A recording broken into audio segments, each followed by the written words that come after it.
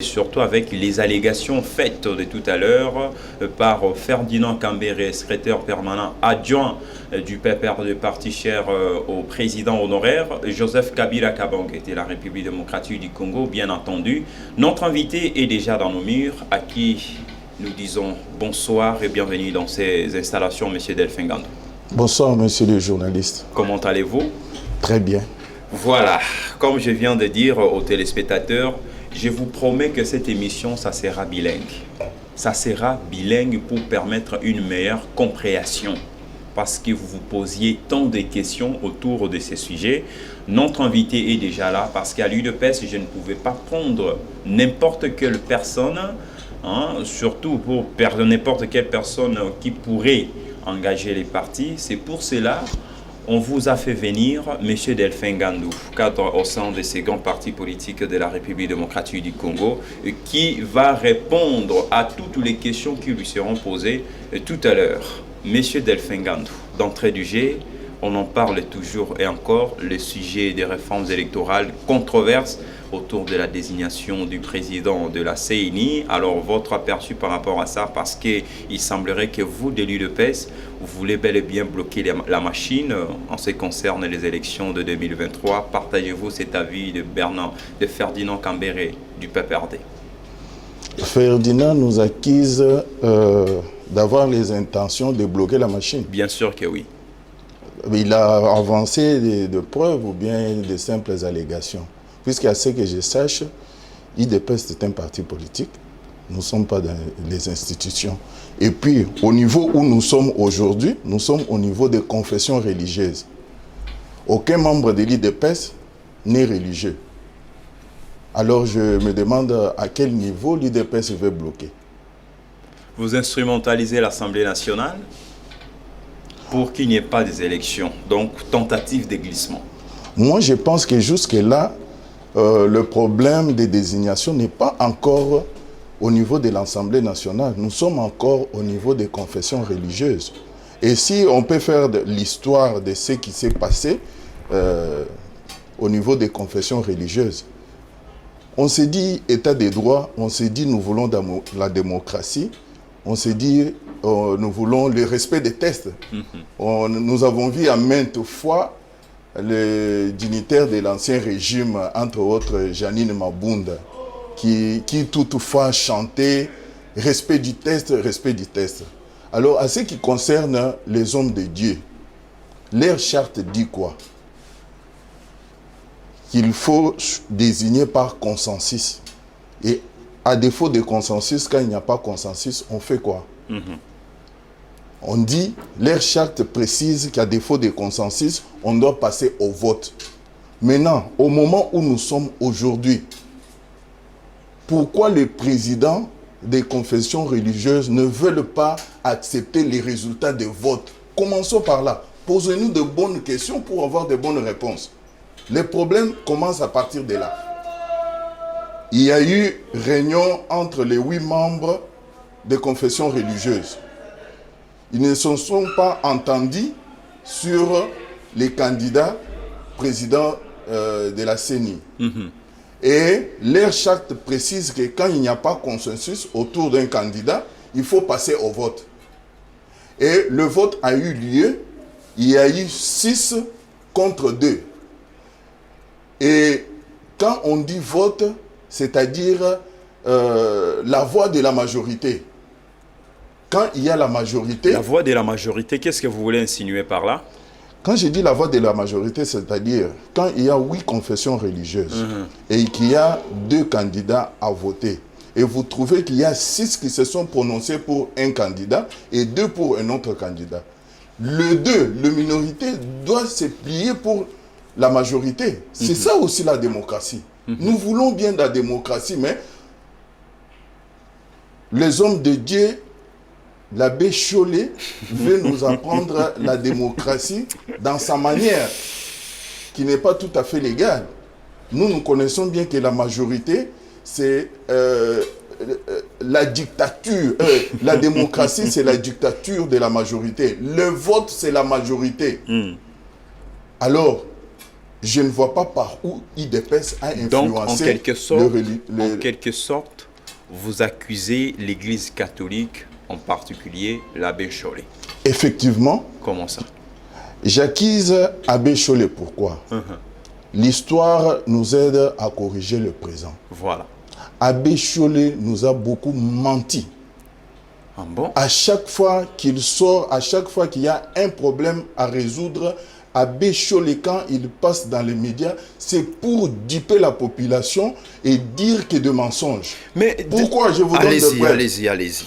Vous avez vu Abbé Chollet, il nous a laissé un robot ici qu'on avait déjà commandé, soi-disant c'est lui qui a gagné les élections, sans pour autant qu'Abbé Chollet puisse donner les preuves. Et les robots, jusqu'à présent, réclament la vérité des urnes. Ça, c'est un. Abbé Chollet nous a dit ici qu'ils avaient 40 000 observateurs. Aussi longtemps que Nanga nous a dit qu'on avait accrédité que 17 000 pour les catholiques. Deuxième mensonge. Troisième mensonge. Abbé Chollet nous a dit que les smartphones qu'ils avaient reçus, ça venait de pays alliés, d'Arabes, de l'Europe et consorts. Mais nous avons vu Olivier Kamitatu, porte-parole de Moïse Katumbi, dire que c'était Moïse Katumbi qui avait envoyé les smartphones. Aujourd'hui, Abbé Chollet nous dit qu'il y a eu intimidation et tentative de corruption à faveur des candidats Kadima. Sans preuve.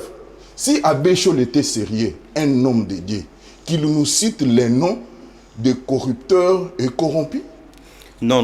Et s'il nous amène dans une histoire où il nous dit une confession religieuse, avec cette voix, on n'est pas à l'église. Il doit nous préciser que tel conseiller ou tel proche de président de la République, puisqu'il a dit que Denis Kadima, c'est le candidat du chef. Mais pourquoi ne pas dire tout simplement président de la République? Monsieur Delphin Gandou, s'il vous plaît.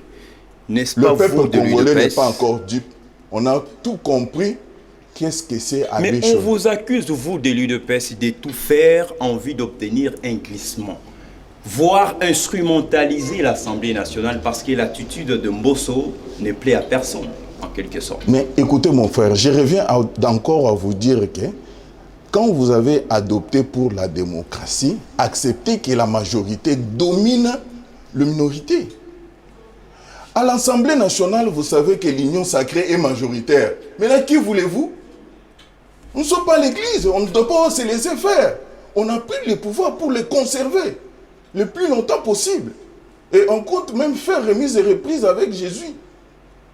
Alors si nous sommes majoritaires au Parlement, à quoi bon si nous trouvons que Kadima est bon? Puisque jusque-là, aucun membre de l'IDPS n'a fait une déclaration pour soutenir Denis Kadima. Que ce soit le secrétaire général qui engage le parti au quotidien, que ce soit le président AI de l'IDPS, Jean-Marc Aboun, que ce soit le porte-parole de l'IDPS. Vous n'avez suivi aucun cadre de l'IDPS soutenir Denis Kadima. Mais c'est dont vous nous accusez, vous prenez ça d'où? De la bouche d'Abbé Chollet. Mais il est habitué au mensonge. Mais il y a des tensions des ralliements qui se font sentir autour de la désignation du président de la CENI. L'UDPS ne parle presque pas. Mais on sent toujours il y a des tensions et tout. Mais pourquoi vous accusez simplement l'Église catholique? Nous accusons l'Église catholique puisque nous avons vu. Nous, on ne savait pas leur charte. Mais eux, ils ont publié leur charte. Leur charte dit quoi? À défaut de consensus, on passe au vote. Comme les 8 confessions ne se sont pas attendues autour d'un candidat, il fallait faire le vote. Et le vote a eu lieu, 6 se sont prononcés pour Denis Kadima. Et les 2 autres contre. Pourquoi l'Église catholique, pas l'Église catholique entière, les 2 personnalités là, Outembi et Chollet, si je peux leur ajouter encore Abong, pourquoi ils ne peuvent pas s'incliner devant la majorité? Ou alors, maintenant, si eux ne veulent pas des Kadima, s'il y a quelqu'un d'autre qui va sortir, alors les 6 confessions religieuses aussi vont refuser. Et nous allons aller de report en report. C'est pourquoi nous trouvons que ces gens ne veulent pas voir le pays aller de l'avant. Voilà encore, il y a encore un cas que on est en train de reprocher beaucoup de choses à l'Église catholique. Vous savez que la gratuité de l'enseignement, s'il y a l'ennemi principal de la gratuité de l'enseignement, c'est l'Église catholique. Ils s'étaient déjà habitués à percevoir des minervales que les parents payaient, se faire de l'argent avec ça, et qui s'est dit prêtre, qui s'est dit prendre la place de défenseur de la population. Ils ont donné un mot d'ordre dans toutes les écoles catholiques pour que le professeur ne puisse pas donner cours, en exigeant qu'on puisse majorer leur salaire. Mais leur salaire là, si auparavant, un professeur qui enseignait chez Sainte-Anne, et là-bas les Minervales c'était $800, on payait à un professeur 1200. Ça c'est le professeur de Sainte-Anne à Gombe. Maintenant, prenons sur les 100% de toute la République démocratique du Congo, puisque le Congo, ce n'est pas seulement Kinshasa. Prenez même l'intérieur. Vous allez voir que un petit nombre de professeurs VIP qui enseignent dans les écoles catholiques de Gombe veut prendre 97% en otage. Puisque le professeur aujourd'hui qui enseigne chez moi, dans mon village natal, il est très content avec les salaires de la gratuité. Il se retrouve par rapport auparavant, puisqu'il y avait des professeurs qui touchaient 50 000 francs. Et si un professeur aujourd'hui vous touche plus de 250 000, en province, c'est déjà une bonne chose. Et alors, dans ces cas, l'État ne doit pas suivre les caprices de cette minorité-là qui veut c'est que le parent puisse continuer à payer. Vous vous opposez contre RAM, et je pense qu'on va y arriver. Vous vous opposez contre RAM. Mais il y a l'Église catholique qui soutient que les parents continuent à payer les minervales. C'est aussi en violation de la Constitution, puisque la gratuité de l'enseignement est prévue dans la Constitution. Très bien. Voilà l'ennemi du peuple congolais. Donc, il y aura bel et bien les élections d'ici 2023. Mais sur tous les médias, le chef, le président de la République, un président issu de la moule de la démocratie, il vous a dit qu'il y aura bel et bien élection en 2023. Mais que chacun puisse faire sa part. Oui, aller aux élections, mais quel genre d'élection ici en République démocratique du Congo, avec quel monde? Ce n'est pas le moment maintenant de prêter d'intention. Nous sommes d'abord au niveau des désignations des membres de la CENI. Déjà, la désignation du président pose un sérieux problème. Et maintenant, qui bloque? Vous, la classe politique, il y a divergence autour de la désignation du président de la... Vous ne voulez pas. Alors, quoi faire? Jusque-là, la classe politique n'est pas encore dans la danse. Nous sommes au niveau des confessions religieuses. Les gens que nous avons pris des sages, des saints, mais nous sommes en train de vivre autre chose que ce qu'on croyait. Mais le président de la République, en tant que garant du bon fonctionnement des institutions, en tant qu'arbitre, mais il peut aussi décompter la situation. Mais pourquoi il est silencieux? Il ne parle pas. Mais non. Voilà les problèmes. Comment voulez-vous que le président parle? Le président a parlé, il a dit, il avait réussi... le président de l'Assemblée nationale, non, M. Mbosso, il a refusé de recevoir les confessions religieuses. En tout cas, vous comprenez mal mon président. C'est les Français, le président ou quoi? Vous comprenez mal mon président. Mon président n'a pas refusé. Mon président a dit ceci. Il a refusé de les recevoir. Mon Fachi Béton a dit ceci. Fachi n'a pas refusé de recevoir la Senko. Fachi les avait reçus. Mais il a refusé leur invitation à s'ingérer dans la désignation. Il les avait reçus. Il a même dit, il a demandé aux prêtres... Là, vous venez avec votre version à vous. Mais non. Le vidéo est là, on peut visualiser ça. Le président avait reçu le prêtre. Le prêtre ont invité le président à trancher sur le problème des désignations. C'est là où le président a dit non. Il a dit, ça concerne vous les religieux, moi je ne suis pas religieux.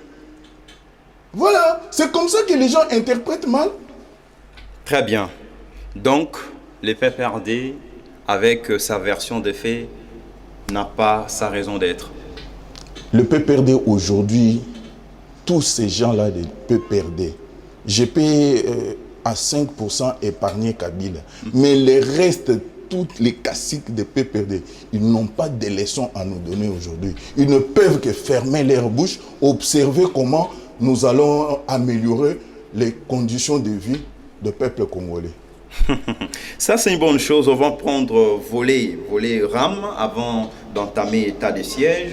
RAM, il y a controverse autour de ces phénomènes, de ces registres d'appareils mobiles.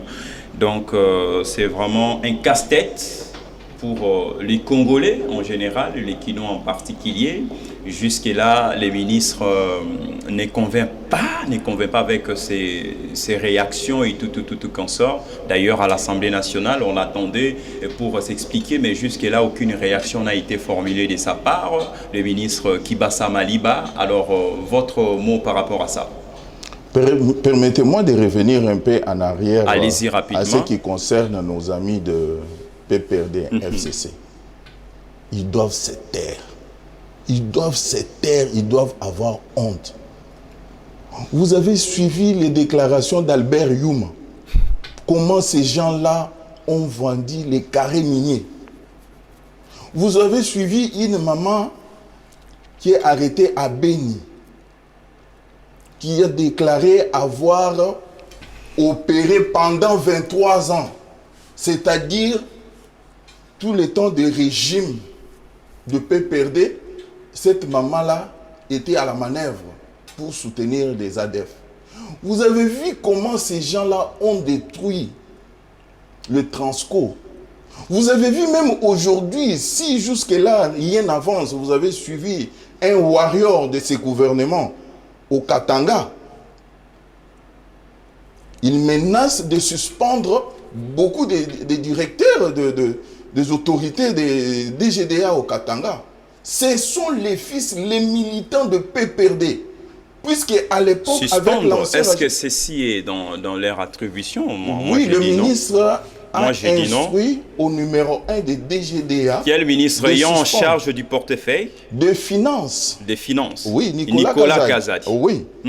On a trouvé un détournement bien organisé, un système mafieux là-bas, dans le secteur des produits pétroliers. Et tout ça, ce sont les gens, puisque avec l'ancien système, c'est les beaux-frères, les petits-fils, les sémés qu'il y a, mais qui étaient nommés. Pas des si vous trouvez dans toutes les entreprises publiques, ce qui commence même à m'étonner, je me demande pourquoi le président ne veut pas passer vite à la nomination des nouveaux mandataires.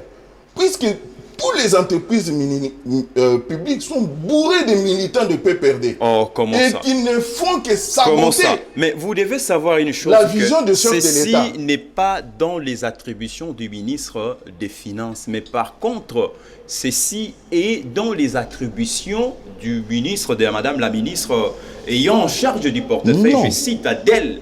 DGDA est sous tutelle du ministère des Finances. Le ministre des Finances décide a instruit au numéro 1 des DGDA, les DG, de suspendre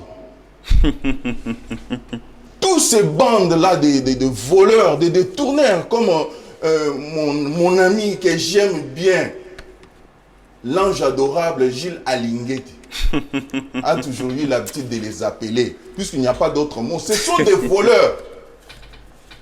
Il a demandé, alors c'est pourquoi donc, je m'adresse à mon président de passer à la vitesse supérieure pour nommer de nouveaux mandataires. Donc, Jules Alinguetti, c'est votre propriétaire, vous, de l'UDPS. Avant que Gilles soit nommé inspecteur général de l'IGF, je ne le connaissais pas. J'apprécie Gilles par son travail. Et même nous, à l'IDPS, vous êtes ministre de l'IDPS, on vous apprécie à partir des actes que vous posez. Si vous allez contraire... Tony Mwaba, c'était passé inaperçu avec l'affaire aussi RAM, Kibasa Maliba, ça commence à dessiner aussi mal. Bon, pas de réaction de la part de l'IGF. Vous avez parlé des RAM. Oui, je parle des RAM, bien sûr. Puisque vous avez évoqué ici les problèmes de suspension et tout concernant je le reviens à mandataire ça. de l'État. Je reviens à ça. Oui, allez-y Parlons RAM. rapidement. Allez-y. RAM, Nous sommes toujours dans les faits, allez-y. c'est un dossier que nous avons trouvé dans les tiroirs du ministère de Pété-Antique. Un décret qui a été signé par, si j'ai une bonne mémoire, le Premier ministre Mouzitou, je ne sais pas, depuis 2020. Au sujet de quoi? Au sujet des RAM. En bon? Il y a eu un décret. Voilà là où le problème a commencé. C'était à l'époque là, si on voulait faire des RAM une taxe ou bien redevance, on devait faire passer les projets au Parlement, que les projets soient votés par les élus nationaux pour que cela puisse devenir taxe, avoir un soubassement juridique. Mais le régime des détourneurs, de voleurs, n'ont pas fait ça. Et la faute revient maintenant au ministre qui a trouvé un décret déjà signé, croyant que la procédure a été respectée, et il a lancé l'opération.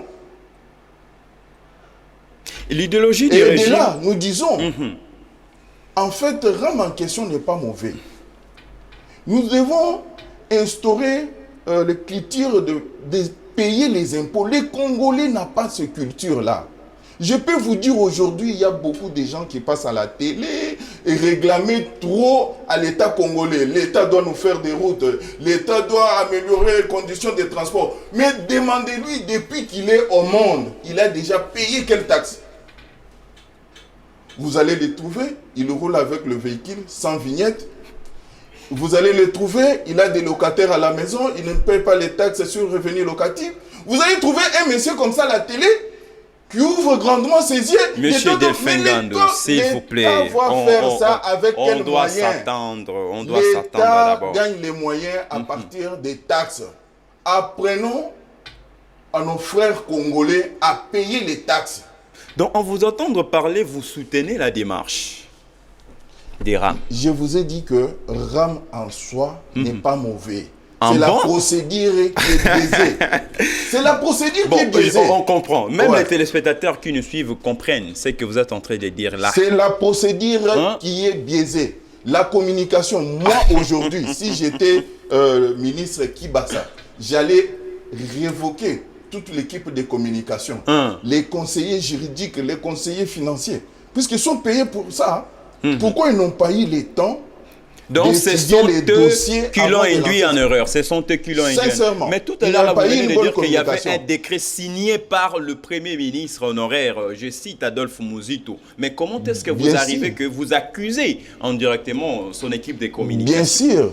Les conseillers sont au cabinet. Pourquoi? Quand vous trouvez les dossiers, il fallait... Mais en ces temps-là, il n'était pas encore ministre, il n'était pas encore ministre. Pas. Mais oui, les dossiers sont là, les archives sont là. Avant les décrets, il fallait voir les soubassements de ces décrets-là, c'était quoi? Ils n'ont pas fait ça. Voilà pourquoi nous déplorons. Voilà pourquoi nous déplorons. Je ne suis pas là pour aménager Kibasa. Avant de lancer l'opération RAM, il fallait d'abord vérifier les soubassements des RAM, c'était quoi? Kibasa, Maliba, c'est les protéger. Alors, au jour d'aujourd'hui, juridiquement, s'il faut condamner, s'il faut arrêter, il faut arrêter le ministre là qui avait signé les décrets depuis 2020. Oui, c'est celui qui doit endosser. Puisqu'il avait déjà signé un décret. Mais ils n'ont pas consommé. C'est lui qui consomme, c'est Kibasa Maliba. On voit sur le plan juridique, on voit les documents. Comme le décret a été déjà signé, il ne restait que l'application. C'est comme aujourd'hui, la gratuité de l'enseignement. C'était déjà consacré dans la Constitution, mais il ne restait que l'application. Alors, Fachi, quand il est arrivé, il a contrôlé les soubassements, il a trouvé que c'était normal et que c'était bien pour la population. Il a lancé la gratuité de l'enseignement. À deux reprises, le ministre ne s'est pas présenté devant les élus. Peut-on dire qu'il y a manque d'arguments? Non, seulement par manque d'arguments. Il y a le porte-parole de l'Assemblée nationale. À deux reprises. Il y a le porte-parole de l'Assemblée qui a justifié l'absence du ministre. la première fois, il devait assister au Conseil des ministres. Oui, ça, on a noté. Et la deuxième fois, on a dit c'est pour des raisons techniques. Vous n'avez pas suivi? Non, mais vous ne voyez pas que ce sont des faux fuyants? Ce ne sont pas des faux fuyants puisque il n'a pas d'argumentaire, par exemple? Non, il finira par se présenter. Il finira par se présenter, mais je ne vois pas quel argument ils peuvent avancer. Pour moi, il doit dénoncer le ministre qui avait signé les décrets. Mais je comprends vous attendre parler, donc vous donnez même la colère à ceux qui nous suivent, hein, M. Delphin Gando. Mais je vous dis sincèrement, c'est ça la vérité. C'est ça qui ne se dit pas en haute voix. Aujourd'hui, je vois le député FCC quitter la salle à cause des rames, oubliant que c'était leur ministre qui avait signé les décrets, oubliant que c'était sous leur régime. Les ministres peuvent signer, mais qui valide ça? N'est-ce pas le Premier ministre? Mais oui, ça a été signé, validé par le Premier ministre de l'époque et le ministre de Pétain Koyadial de l'époque. Mais c'est là, déjà signé. Est-ce que d'abord ces décrets pouvaient avoir aussi un contre-signe du Premier ministre? Pour vous rappeler un peu, contre-signe du Premier ministre. Vous voyez dans l'affaire maison préfabriquée. Vous avez vu pourquoi Bitakwira a été convoqué? C'est puisque c'était lui l'initiateur des projets maisons préfabriquées. Mais là où Bitakwira a été sauvé, c'est parce que les contrats pour avoir de la lumière les contrats de sur le dossier quand même. Les contrats de Bitakwira parlaient, je ne sais pas moi, de 700 maisons. Et le deuxième contrat que Kamere a mis en application était de 1500 maisons. Ce qui était totalement différent de ce que Bitakwira avait proposé. C'est pourquoi Bitakwira a eu la vie sauve. Mais dans cette histoire des rames, Augustin Kibasa Maliba a trouvé un décret déjà bel et bien signé. C'est les protégés du chef. Pourquoi vous l'appelez protégé? Puisque lui-même chef a dit, il avait même parlé aux députés nationaux de n'aménager personne. Oui, il a dit s'il faut faire les contrôles parlementaires, il faut les faire, n'aménager personne. Lui-même a dit ça. L'IGF, une institution appuyée par l'institution président de la République, jusque-là, ne s'est pas encore prononcé sur l'affaire RAM. Voilà, il y a quelque chose qui cloche là-dessus au sujet des RAM. L'IGF ne s'improvise pas directement dans les dossiers. S'il ne sait pas encore mais cette problématique des RAM ronge tous les Congolais, dérange tout le monde, à l'exception de personnes. En matière de contrôle des trésors publics, celui qui vient en premier lieu, c'est l'Assemblée nationale. Après l'Assemblée nationale, c'est les cours des comptes. Les cours des comptes vient en troisième position. Ça, on sait. Ça, on connaît. C'était d'ailleurs avec l'émission faite récemment avec le DG directeur général, le Télé 50, Jean-Marie Kassamba, où il en a fait aussi ses révélations, ses affirmations, bien entendu. Mais étant donné que le Parlement, qui ne fait pas bien, qui ne fait pas bien son travail, qui est parfois insensible dans certaines situations, alors l'IGF aussi peut aussi faire. Il y a aussi les fonctionnements au sein de l'IGF. Non, mais disons aujourd'hui que les élus ont pris conscience. Ce sont les aviseurs qui sollicitent l'implication de l'IGF. Certes, l'IGF ne peut pas venir s'imposer ou faire ses enquêtes sans pour autant passer ou avoir un avis des aviseurs. Et ces aviseurs-là sont des Congolais qui pleurent nuit et jour au sujet des rames. Est-ce que ceci passe inaperçu aux yeux de l'IGF ou quoi? Donc on accuse de la nonchalance et de la léthargie de la part de l'IGF au sujet des rames, bien entendu. Non, ne ramenez pas tout à l'IGF. Je vous ai d'abord montré que l'autorité principale de contrôle les trésors publics, et tout consort. L'Assemblée nationale. Allez-y. Au moment où l'Assemblée nationale s'était déjà saisie du dossier RAM, mais pourquoi l'IGF doit venir encore pour faire quoi? Même s'il pouvait venir, mais on ne sait pas. Moi et vous, on n'est pas dans les secrets de l'IGF. On ne sait pas ce qui est fait jusque-là. Mais ce que nous avons vu, on a vu que les élus qui ne faisaient pas les contrôles, ils ont pris conscience de chercher à savoir qu'est-ce qui ne va pas avec le RAM. Jusque-là, Augustin Kibasa, le RAM n'est pas encore à condamner. Peut-être que le ministre va convaincre les élus avec les arguments qu'il va amener. Prenons notre mal en patience. Nous allons écouter le ministre. Quand? Comment il va s'expliquer? Quand, M. Delphin Gandou? Quand? Il finira par se présenter. Il finira toujours par se présenter. Très bien. Prenons la thématique ayant trait qui consacre à l'état de siège. On en parle toujours et encore. Jusque-là, aucune réaction, plutôt aucune solution n'a été trouvée au sujet de l'état de siège. Alors, que faire pour juguler une fois pour toutes l'insécurité qui sévit à l'est de la République démocratique du Congo, M. Delphin Gandou? Peut-on dire que l'action du chef de l'État se voit être livrée à un fiasco? Ou il faut changer de stratégie?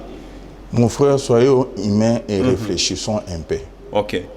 Détruire, c'est facile que construire. Très bien. L'insécurité à l'Est ne date pas d'aujourd'hui. Ça date des années, plus de 20 ans. Non seulement plus de 20 ans, mais les anciens dignitaires du régime passé ont des intérêts là-bas. La guerre à l'Est ne vient pas de l'extérieur. Il y a des tireurs de ficelles ici à Kinshasa et sur place à l'Est. Nous vivons avec l'ennemi. La maman qu'on vient d'arrêter, qui ravitaillait les ADF, il vous a dit, il fait ça il y a déjà 23 ans. 23 ans. Et cette maman-là, parce qu'il y a eu état de siège, on a eu à l'arrêter. Et derrière cette maman-là, les enquêtes continuent. On ne sait pas à combien on va arriver avec des suspects. C'est déjà un pas. Puisque pendant 20 ans, le régime passé n'a pas eu à repérer cette maman-là. Pendant 20 ans, les territoires que notre armée est en train de récupérer étaient entre les mains des ADF. Tout celui que tu verras venir avec un discours contre l'état des sièges, sachez bien que ce sont les tireurs des ficelles. C'est l'ennemi de la République. Mais surtout les gens de l'ancien régime. Ils ne peuvent pas parler de l'état des sièges puisqu'ils ont fait plus de 18 ans au pouvoir. Ils n'ont pas eu à trouver solution pour la guerre de l'Est. Comment ça? Oui. Comment ça? Pendant tout leur mandat, la guerre de l'Est, l'insécurité a persisté à l'Est. Ils n'avaient pas de solution. Et que faire pour juguler une fois pour toutes l'insécurité à cette partie de la République? Mais c'est ça la solution, l'état des sièges. Mais les gens continuent toujours à être...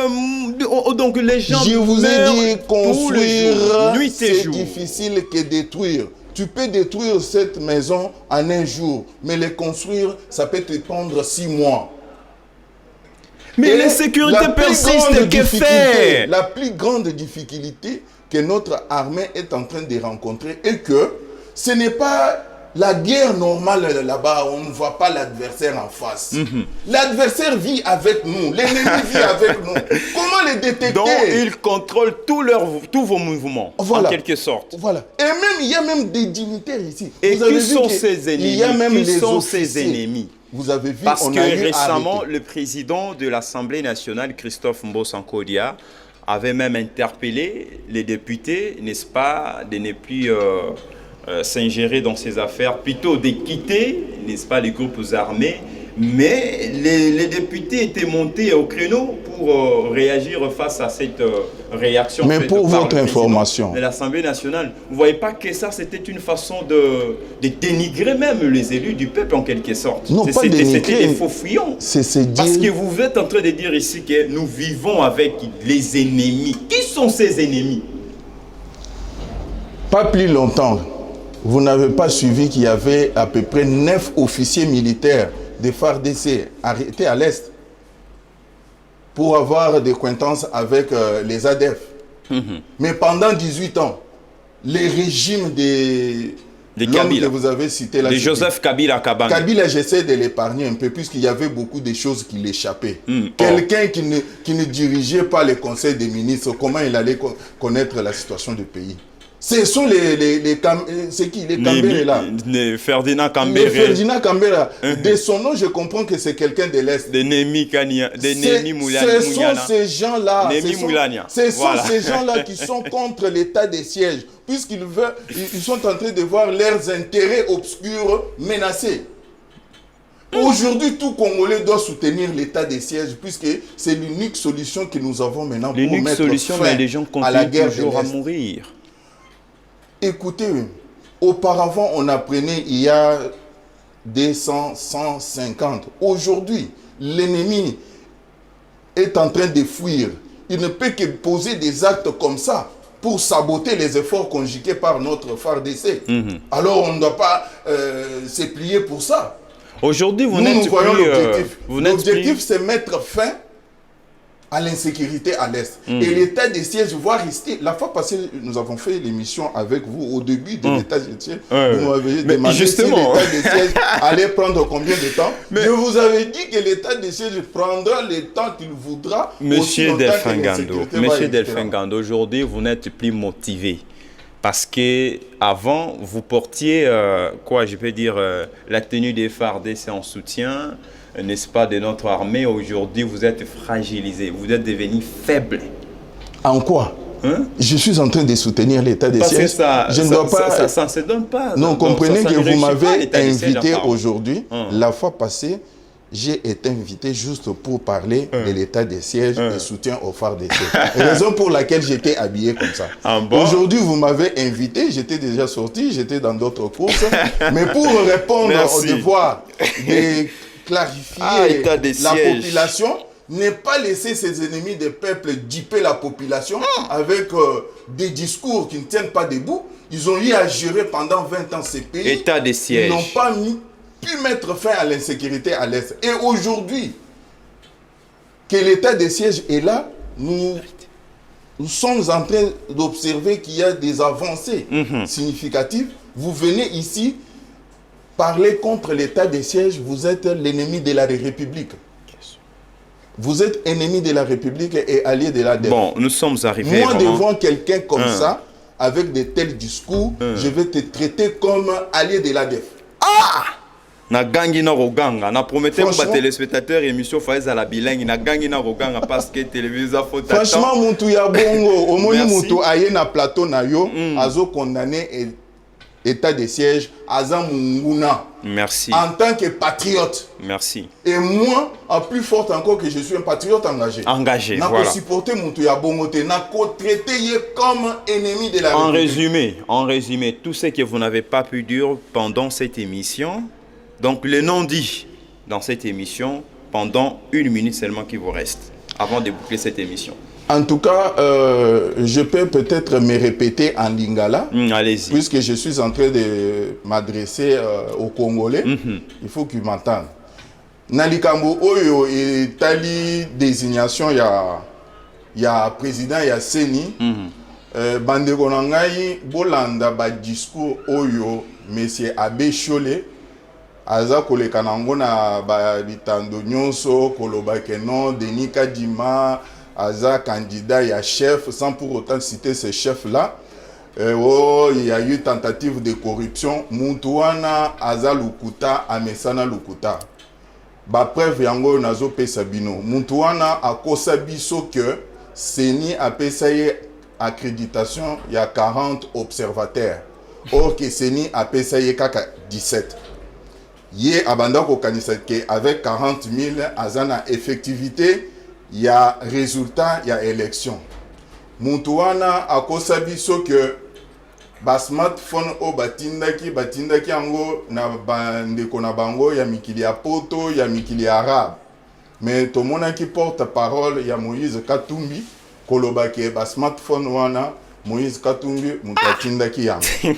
Lelo mutuana azoya koyebisa biso na motema na ye mabe ya koboya ke mboka ye kende liboso aya koyebisa bino ke non Denis Kadima aza candidat ya chef oyo toyebi kombo ya chef loba pe ya ram na lingala ndeko pesa ba congolais kanda loba pe ya ram batu oyo ba menasaki ba prêtre ya confession religieuse église ya Dodo Kamba vandalisé mutu oyo ayaki na $100,000 pour apesa bango atangela biso kombo po mukonzi mboka tunaki bango na bakisation oyo boza koloba tokoki ko condamner mutu ou bien ko rejeter mutu sur de simples allégations.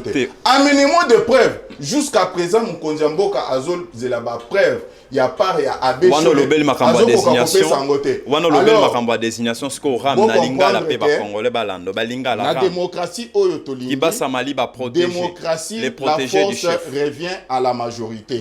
Lokola charte na bango elobi ke mode ya liboso ya désignation eza consensus et que na consensus ba yokanité puisque unanimité eza difficile. Il fallait ba passer par vote. Na vote et salemi 6 baponi muntu moko de baponi muntu mosusu automatiquement. C'est ça même dictature et la démocratie. Il fallait débattre se rallier na 6. Merci. Mais otoza komona eza mususu. Merci. Na likambo ya ram bande kona. Voilà, le bon na lingala pour français moko pardon, pour français moko ekotara bato ekote bimi le bon na lingala ba comprendre. Na likambo ya ram on a toujours soutenir Kibasa Maliba. Na likambo ya ram bande kona ngai nazo soutenir ministre Kibasa te, mais nazo soutenir qu'il tire ya kofuta mpako ya l'état. Puisque tant que futa mpako ya l'État, yo mutozo zela lelo, l'État a lukela yo a créé le emploi, l'État a bongisa banzela, l'État a tonga ba école. Mbongo wana tangu yo zo réclamer que mbongo na biso trésor public, eza puisque au futa kampako. Biso moko ba congolais nan, to futa kampako te, toloba la vérité. Alors ram en question, eza malam. Soki lelo ram, mbongo yo ekobima na ram, batala ko modifier.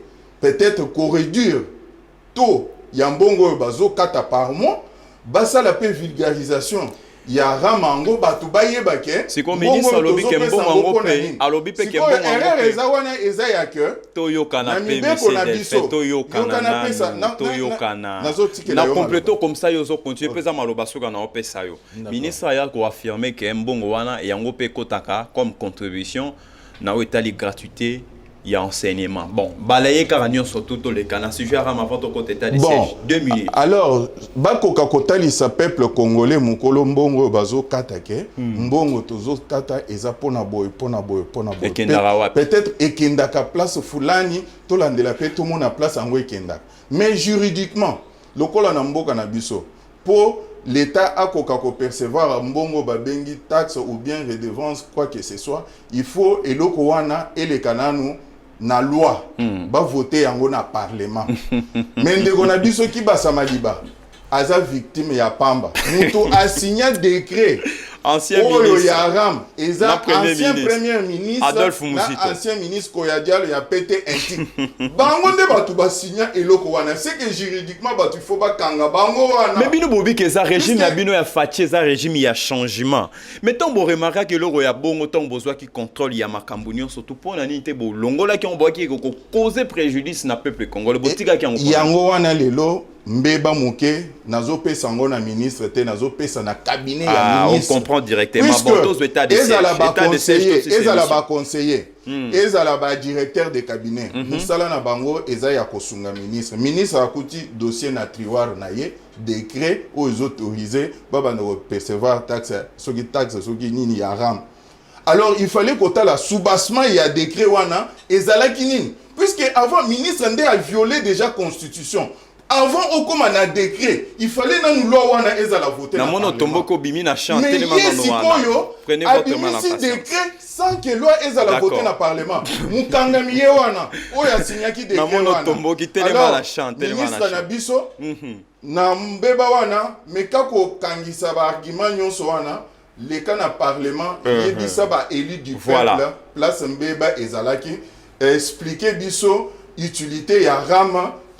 Bandeko ba régisseur ba lingara yo mingi Neville ka bon pas lingara yo mingi alobi oki ko se séparer na yo te soko beti likambo ya état de siège 30 secondes ya suka na likambo état de siège bandeko na ngai to sali 18 ans ya régime ya FCC bitumba na est ko boma bandeko na biso ko yiba minéré boutaki komona awa vidéo moko esalami na mboka na biso moko ba chinois bazo exploiter minéré bazo pekisa bakonzi ya mboka bakoma place bazo sala mosala nyonso wana ezalaki na soutien ya bato régime ya kala ya PPRD.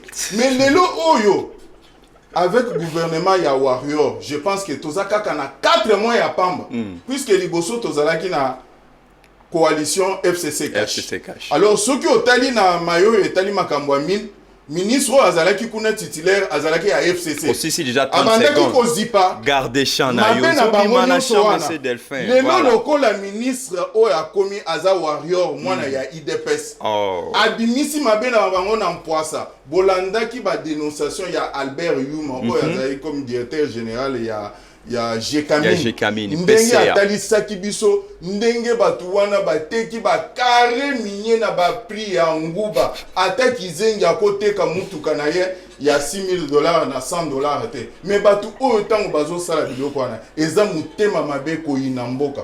Lelo ozomona mukonzi mboka atie état de siège pour esilisa guerre na est. Bomoni makambo oyo état de siège ozomemela biso ba uti okanga mwana mwasi moko ye moko azo reconnaître que asala musala ya ko ravitailler ba ADF pendant 23 ans.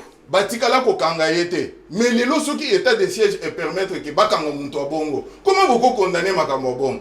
Pendant 23 ans, il y a eu 11 officiers militaires au bazalaki en complicité na ADF. Batikala ko kanga bango. Lelo bazala kati ya boloko. Alors makambo bongo guerre oyo eza na est eza guerre yake tozana armée na ngambu armée na biso na ngambu tozobunda te ba adversaire na biso eza kaka ba congolais basangani na ba étranger na ba kilia poto o bazo tirer intérêt na ba minéraux o bazo yiba. Ça c'est une bonne chose. Sa guerre wana il faut ko kende nango malembe avec des stratégies. Merci. Pour les loso qui tolobi que non to utiliser ba bombe ba bombarder côté wana nyoso to koya ko bomana bande ko na biso pam. Ça c'est une bonne chose. Ça c'est une bonne chose. Congolais ça c'est une bonne chose. Bozala na confiance, bo soutenir état de siège, état de siège.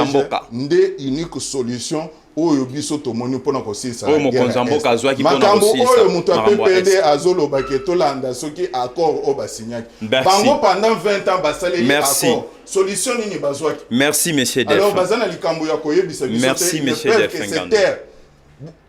Bokanga minoko. Tananga Morona Seki. Bon, merci. Donc, vous avez compris, hein, chers téléspectateurs, aujourd'hui, M. Delphin Ngandou a se comporté comme un patriote véritablement engagé sur ces plateaux, l'une des premières fois dans les installations de Télé Plus. Ah, pourquoi toute cette teneur? Non, puisque ceux qui regardent la République, dont je suis patriote engagé. Merci. C'est-à-dire tout Congolais est patriote. Mais quand on est engagé, c'est-à-dire je suis prêt à payer même le prix, ma vie pour mon pays. Merci, d'accord. Ça n'est donc fini, mesdames et messieurs, vous avez compris.